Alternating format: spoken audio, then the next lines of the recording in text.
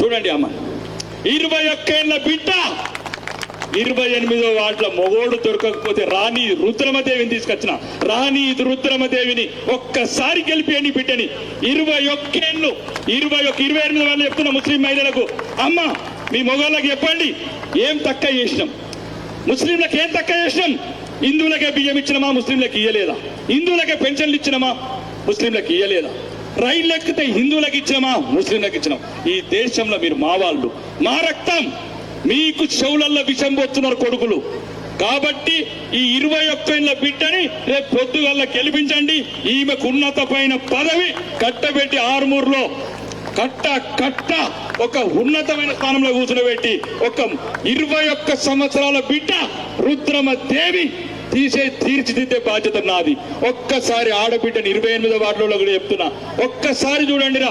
ఎవ్వడు పోటీ ఎదుగు ధైర్యం చేయకపోతే అన్నా నేనున్నా, అవసరమైతే కత్తి వాడతా, అవసరమైతే తుపాకీ వాడతా. ధర్మం గురించి వచ్చిన బిడ్డ ఈ హరిని బిడ్డ.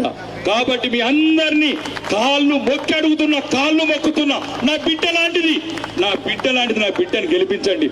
దానికి ఇంకా లోక జ్ఞానం ఇప్పుడే వచ్చి ప్రజలకు మంచి చేయాలా, ఆడవాళ్ళకు మంచి చేయాలా. ఇట్లాంటి బిడ్డతే మీకేం సమస్యలు ఉన్నాయి, మీ డ్రైనేజీలు ఉన్నాయా, మీ రోడ్లు ఉన్నాయా, ఆడవాళ్ళు ఏమి ఎదుర్కొంటున్నారు? కొడుకులు మొగోళ్ళని ఇంట్లో పెట్టి, ఆడవాళ్ళని ఇంట్లో పెట్టి మొగోళ్ళు రాజ్యంలో మీకు న్యాయం జరగదు. ఇంకా స్థలాలు లేని వాళ్ళకి చెప్తున్నా, ఇక్కడ ఇంకా ప్రభుత్వం మీద కొట్లాడతాం.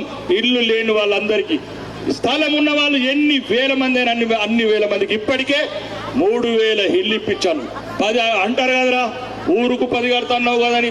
ఊరుకు 10 కాదురా, ఊరికి 100 ఇల్లు కట్టాను. ఊరికి కేంద్ర ప్రభుత్వం నిధులతోని, రాష్ట్ర ప్రభుత్వం నిధులతోని నిక్కదీసి అసెంబ్లీలో అడిగిన.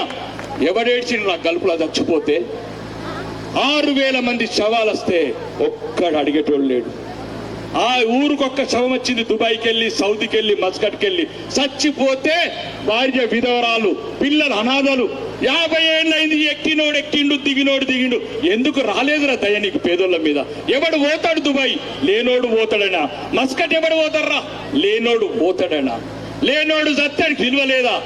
నిక్కదీసిన తెలంగాణ అసెంబ్లీలో నిక్కదీసి ఈరోజు రాష్ట్ర వ్యాప్తంగా పాలసీ చేసిన.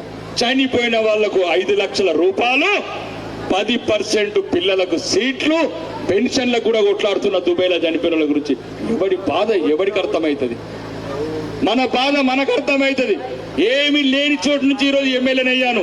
ఈ ఎమ్మెల్యే కావతందుకు ఈ ఆర్మూరు నియోజకవర్గ ప్రజలు, ముఖ్యంగా మీరిచ్చిన ధైర్యము, మీరిచ్చిన ఆశీర్వాదం. ఒక్కసారి అడగండి, మీ దగ్గర చదువుకున్న బిడ్డలు ఉంటే అసెంబ్లీలో ఏం మాట్లాడుతున్నాడు? ఆర్మూరు ఎక్కడన్నా మాట్లాడినారా? ఒక్కడన్నా మాట్లాడినారా? 10 మంది ఎమ్మెల్యేలు అయినరు. 50 ఏళ్లలో 10 మంది ఎమ్మెల్యేలు అయినరు.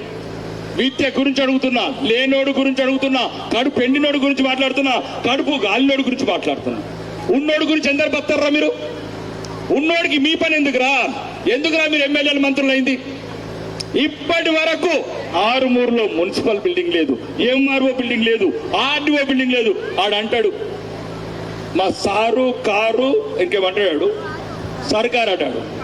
అరే కల్వకుంట్ల కవితక్కని అడుగురా ఏమంటున్నదో. ఏమి కట్టలు వీకిన్నావు అంటున్నారా మిమ్మల్ని? కన్న తండ్రిని కేసీఆర్ ని కవితమ్మ ఏమంటున్నదిరా? ఏమి కట్టలు వీకావని ఏం సాధించారని అంటుంది.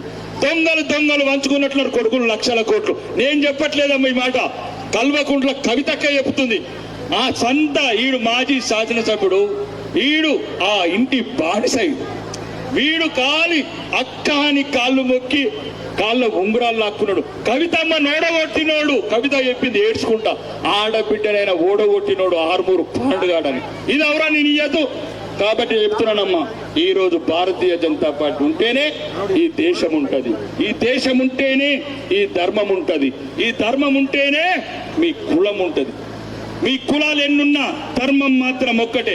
ఎట్లయితే ముస్లింస్ ఐక్యత ఉన్నారు, ఎట్లా ఒక్కటిగా ఉన్నారు, మీరు ఉండాల్సింది అట్లా. ఒకటిగా ఉంటేనే గెలుస్తాము, లేకపోతే సస్తాము.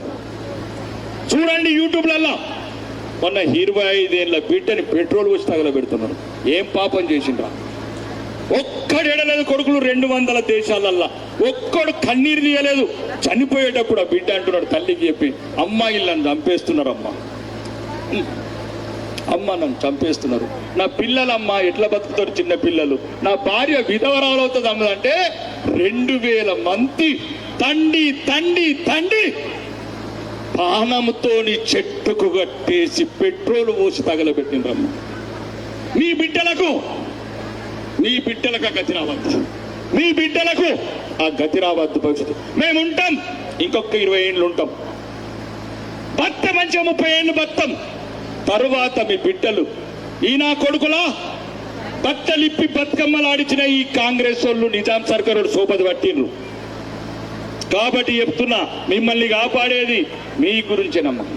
భారతీయ జనతా పార్టీ పుట్టిందే ఈ దేశం గురించి, పుట్టిందే హిందువుల గురించి, పుట్టిందే పేదల గురించి.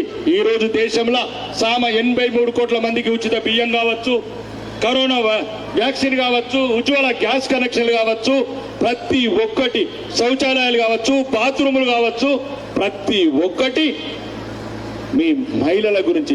నరేంద్ర మోడీ భారతదేశంలో ఉన్న మహిళలందరినీ తమ అక్కా చెల్లెళ్ళుగా భావించి ఈరోజు పేద మహిళలకు ప్రతి పథకం చేస్తున్నాడు.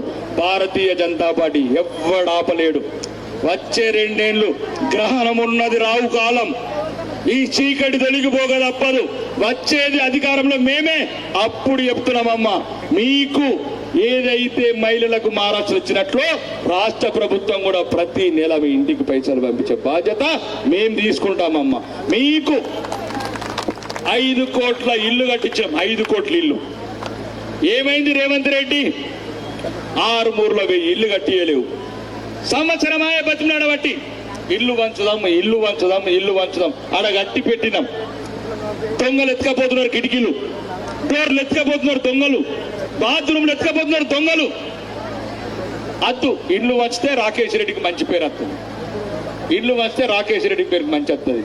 ఈ రోజే 6వ తారీఖు చెప్తున్నా, ఒక్కటే ఈ రోజే 6వ తారీఖు నాడు మీ బిడ్డల గురించి, ఎస్సీ ఎస్టీ బీసీ మైనార్టీ గురించి 200 కోట్లు పెట్టి ఈరోజు యంగ్ ఇండియా ఇంటర్నేషనల్ స్కూలు 6వ తారీఖు స్థాపన ఉంది. మా బిడ్డలు చదివినట్లు, మా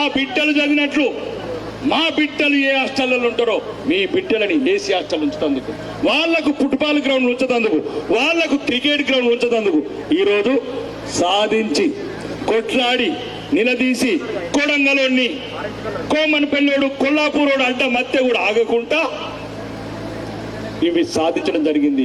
ఈరోజు ఆర్మూర్లో ఏం కావాలమ్మా? మీకేం కావాలి? రోడ్లు, స్ట్రీట్ లైట్లు, డ్రైనేజీలు, ఇంత ఏదన్నా కష్టం వస్తే ఇంత పెన్షన్, ఇంత రేషన్ బియ్యం. మీరు ఓడుకుంటలేరు మేడలు, కానీ ఇవన్నీ వచ్చిన తర్వాత మీరు ఉండాలి కదా. అర్ధరాత్రి ఈరోజు ఆడవాళ్ళని చూద్దామంటే భయం.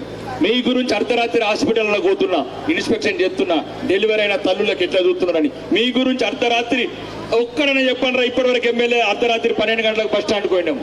బస్ స్టాండ్ పోయి గుండాలు కనబడితే కొడుకులారా ఇంకొకసారి బస్ స్టాండ్లో నడవడంకో ఈయనే కాలు చేతులు తీసేద్దాం. ఒక్క ఆడదాని మీద అఘాయిత్యం జరుగుతుంది.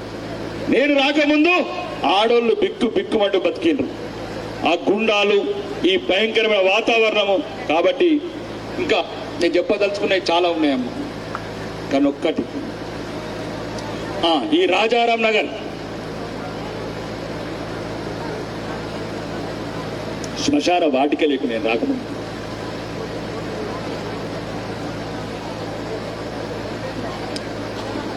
ఇప్పుడు నేను రాకముందు నేను వచ్చి చూసిన కుక్కలు, పందులు, గేదెలు, దొంగలు బీరు బాటలు వాళ్ళు కొట్టుకుంటూ సమాధులు అక్కడ తాగిన కొడుకులకు నేను రాగానే ఫస్ట్ చేసిన పని రాజారాం నగర్ శ్మశాన వాటికకు కాంపౌండ్ హాలు, ఆ రోడ్, టీచర్స్ కాలనీ కానీ ఇక్కడ కానీ.